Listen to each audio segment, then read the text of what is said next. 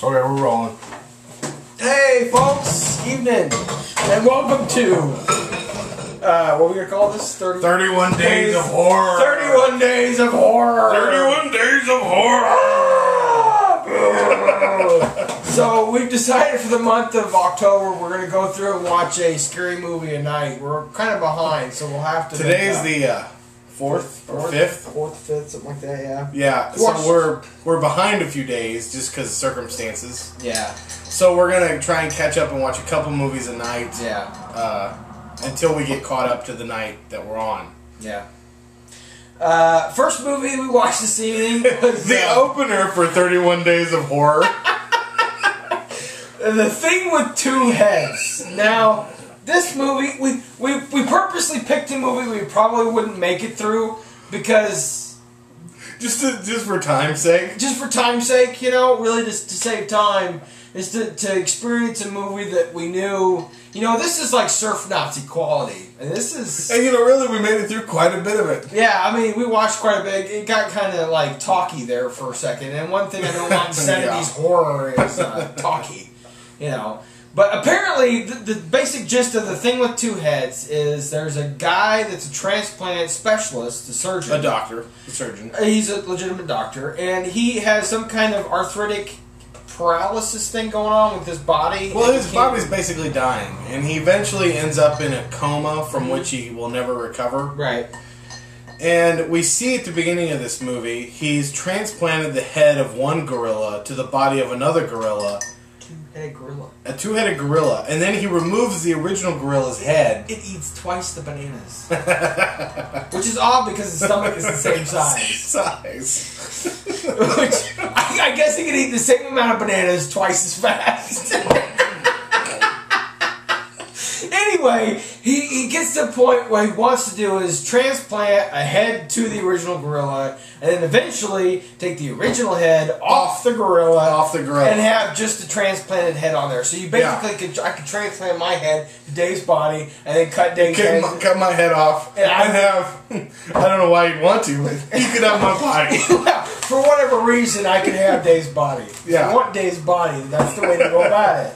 So, the basic gist is, we start off by learning that that this main doctor is definitely, he's a racist. He's a white supremacist. In fact, I wouldn't say white supremacist, but he's definitely a bigot, which is on the does it say bigot or white supremacist? Yeah, it says bigot. Yeah. Okay, he's a bigot. On the summary that Netflix gives, it says white supremacist. It says Well, he's not a white supremacist. It's not like he's Aryan Brotherhood or KKK. He's just a very bigoted, bastardy person. Yeah, and not a very pleasant man. And this is back in the 70s and shit, and they're still dealing with some of the civil rights stuff going on. I mean, in the nation, and real life going on. They're dealing with that. So, anyway, he's got a doctor, transplant doctor. 172 is what this was. He's got a transplant doctor that came from Minneapolis or something like that. Yeah. And that's when we figure out he's a douche. You know, he's just like, I don't like you. This is my hospital, and I hire who I want to work here. Yeah, I don't. And I don't want you, black man. Yeah. So. Yeah. That's when you give him the old, and you like go get yourself an ice cream. Yeah. Woo! There you go. Go get yourself an ice cream cone. Feel good about yourself. That's what you do. Anyway, make a long story short. Too late. This doctor ends up getting... he goes into an irreversible coma in which he's going to die. Yeah. So his partner doctor, who happens to also be the doctor from Count Yorga... Don't doctor me. Don't doctor me. What's great is he looks away at one point in the movie and then looks back and he's like, "It's never been proven," which is our like perfect line from our last movie. It was just like, "Don't doctor me. It's never been proven." So it was great. It was awesome. So anyway, he gets this body of this person who is a large African American man who's on death row and scheduled to be executed. So they transplant this bigot doctor's head onto this white guy. Yeah, this white bigot doctor's head onto this black he's not an ex-con, but he's a death row inmate. Body, and that's when the hilarity ensues. Well, I don't know if I call it. We missed. We go on a car chase, and then we end up on a dirt bike. They turn around. Yeah. There's a car chase and they turn around like 3 or 4 times and it's just like, really? It's that surprising that they just turn their car around? I mean, it's like... Well, somewhere in there we kept skipping, and we end up back at the original place. Yeah. And somewhere along the lines we find out that the guy on death row is innocent, or at least the other doctor's convinced he's innocent. Right. And young man from Minneapolis. Our young black doctor from Minneapolis decides that he's innocent and everything. Yeah. And, you know. So we go back to the original place where we're going to do the surgery, and our young black doctor removes the head of the white guy and leaves him there to die because he's convinced that the black death row inmate is innocent. Mm-hmm. Is that how we end it? That's how we end it. I have forgotten already. Yeah, that's how it ends. Sorry, it didn't get but 1 star. It was not good. If we ever decide to make a decision to fast forward through a movie to get to the end of it, that's pretty much an instant 1 star. Yeah, it's instant. It's the same as us not finishing a movie, which we don't really do. It's like cheating just to see how it ends. Right. It's like, I'm so bored with this just piece of crap that I just need to know how it ends. So from there, we gave it 1 star, and we decided to move on, and we watched a legitimate scary movie, such as it was. Yeah. As legitimate as scary movies get, PG-13 could get. They don't. In my experience, scary movies don't typically get very legit. No. There's always some unsubstantiated, irrational fear of something. And it's like... No, next, whenever we get our next DVD or next Blu-ray in the mail, we're getting Paranormal Activity. Ooh. Which is supposed to be one of the most highly rated horror flicks since, like, Blair Witch. Yeah. Like, as far as legitimate scary. Right. And I know it's made in the same style as, like, Blair Witch and Quarantine and... Yeah. See, I liked Quarantine. Quarantine was great. Quarantine was excellent. Of course, they had the whole zombie, rabbit person thing going on. It had a zombie That's where you go get the whole baby thing. Trust kids. We've done that. Yeah, we've done that. Been there. But it was good, and it's made in that same style where it's like the camera and it's really low budget and it's supposed to be pretty good. So the second movie we watched, not to interrupt. Yeah, moving on. The second movie we watched was called Darkness Falls, and it's about the Tooth Fairy. An evil Tooth Fairy. And apparently back like 150 years ago, there was this elderly lady that kids, when they lost their baby teeth, they would take them to her. She would give them a gold coin. Number one. A gold coin 150 years ago? That's... Fuck no. That's pretty pricey. I mean, unless she was like a baroness, which, she could have been, whatever. But yeah, we don't really have a lot of backstory. Yeah. But in the end, we find out that she gives a gold coin for a tooth. For baby teeth. Right, okay. So, one night, her house catches on fire and she's burned really, really bad. And so she wears a porcelain mask and is unable to go outside in the sunlight and so on and so forth. Yeah. And so the kids have to go to her to get their money, their gold coin. And so one night, 2 children end up missing.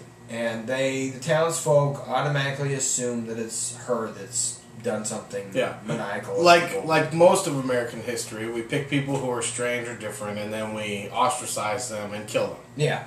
And which is what happened. They basically went up to the house, dragged her out of her house, and hung her. Yeah. And before she died, she put a curse on Darkness Falls, which is the town this takes place in. And she says... we never really find out what the curse is, just that it's a curse. That I remember. She says something that they were taken in kindness before, and now they'll be taken in revenge or something like that. Yeah. Anyway... we gotta do it like she would do it. Yeah. They're taking in kindness. Yeah, you just sound like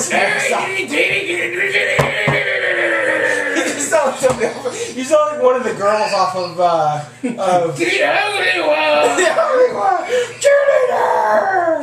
Yeah, off of Strong Bad. Check it out. Anyway. Yeah. Anyway, she gets all pissed off and now becomes like a lich, ghosty type person and comes... Yeah. And she comes for the last baby tooth. And the thing is you put it underneath your pillow like normal. And you just leave it there. You don't look, you don't peek, you don't do nothing. She comes, she takes it, she leaves. Yeah. If you peek, you're fucked. Oh yeah, she goes all like vengeful, and anytime there's darkness, she comes at you. I think that she's any person around you, she kills. She just gets free reign to kill. I think she's got serious issues with vanity. Yeah. She needs like a couple mirrors maybe, and just say, or someone to tell her, you look good as you are, mask and shroud and all kinds of things. And this came out in what, like 99? I don't know. It was late 90s. It had not breached the 2000s yet. I thought the effects were pretty good. Yeah. The scariness of the chick in the mask was all done really well. There were a couple shots where it was like, wow, that's we were legitimately scary for a while. Yeah. Nothing like surprising. No. I mean, there were the typical, like, as soon as it get dark, she knows something's going to happen, so it's like, I'm not really that scared. Right, and you always look out on horror flicks, you always look out for mirrors. Oh, I mean, when somebody's around a mirror in a bathroom, whenever they close the medicine cabinet, it's like, bam, somebody's... And at some point we need to watch Scream, because I've never seen the original Scream. Oh, really? As far as talking about the rules of... Oh, yeah, they talk about them. Yeah, I've never seen the original Scream. But, anyway, you know, she comes after this young man, he peeks, she kills his mother, which is his only, you know, he lives with his mom. Connection to the world, really. And so he's institutionalized for like 9 years or so. And he's blamed for killing his mother. Right. Moves out to Las Vegas and he works in the casino. Yeah. Which, you know, Las Vegas, of course, city lights and type of thing. City of lights and yada yada yada. A little girl, young lady, about his same age, at the very beginning of the movie, first kiss, mind you, of this young man, and he also agrees to go to dance with her. They never go to that dance, and so on and so forth. And so she has a younger brother. Younger brother also, like 12 years later, younger brother also peaks, and he's now institutionalized.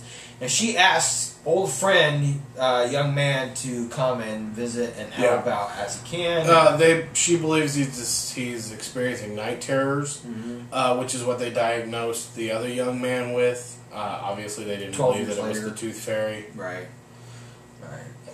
In fact, the whole entire sheriff's department didn't believe it enough that they all died, except for one. Well, it wasn't the sheriff's; it was his regular city. Well, either way, the law enforcement didn't believe it enough to where they died. And you know, that's a running theme in a lot of your horror movies is that your people who are in power refuse to believe, either it's out of arrogance, pride, or just dumb ignorance. Sheer ignorance, yeah. Yeah, they just refuse to accept the possibility that it could be actually a maniacal, evil, lich type spirit, tooth fairy, or whatever. You know, they don't even humor the idea. Let's not talk about evil spirits and spiritual warfare, though. What? No, I don't know for that. We're not gonna go there. We're not. Why? Don't send us hate mail. You don't even know that. That's just the tip of the iceberg. We're not gonna go there. So we're not going there. Anyway, you know, overall, we gave the movie two stars. It was, and it's not because it was just under different circumstances. I know I wouldn't. Shirts on inside out. Yeah, I know that's on purpose. Why'd you do that? Because I already wore this one once. Whenever I washed my clothes, so I just threw it on inside out. Before you washed it? It hasn't been washed at all. Because I pulled this out of the dirty clothes. Right. So I could wash my nice shirt for work. Okay. So I was like, I'll just wear it inside out. Oh, okay. Yeah, there you go. If you noticed, my shirt's on inside out. Shirt's on inside out. Anyway, we got about 2 minutes left. Awesome. So to wrap this up, under other circumstances, I know that this movie would not be a 3 stars, which means that I enjoyed watching it. So even though we made it all the way through, it's still only going to end up with 2 stars, which means that we basically made it all the way through, but it wasn't something I'd ever really, I really enjoyed watching. Yeah, I mean, under the circumstances, I mean, and I think this is going to be a running theme all this month for horror movies, is that there are certain horror movies will rarely ever get a 4. I mean, maybe a few, where we got 1 minute left. Maybe a couple of 3s here and there, but never a 4. I mean, it's hard to give a horror film a 4 movie. Well, honestly, how many horror films do you really want to watch more than once? Yeah. I mean, once you get the ending, it's kind of like... I can think of a couple that we might visit, like Event Horizon, which is a Event Horizon is a good one. Exorcist is one I've watched multiple times. So, anyway, peace out. Enjoy the month of October, and we'll see you later. 31 Days of Horror.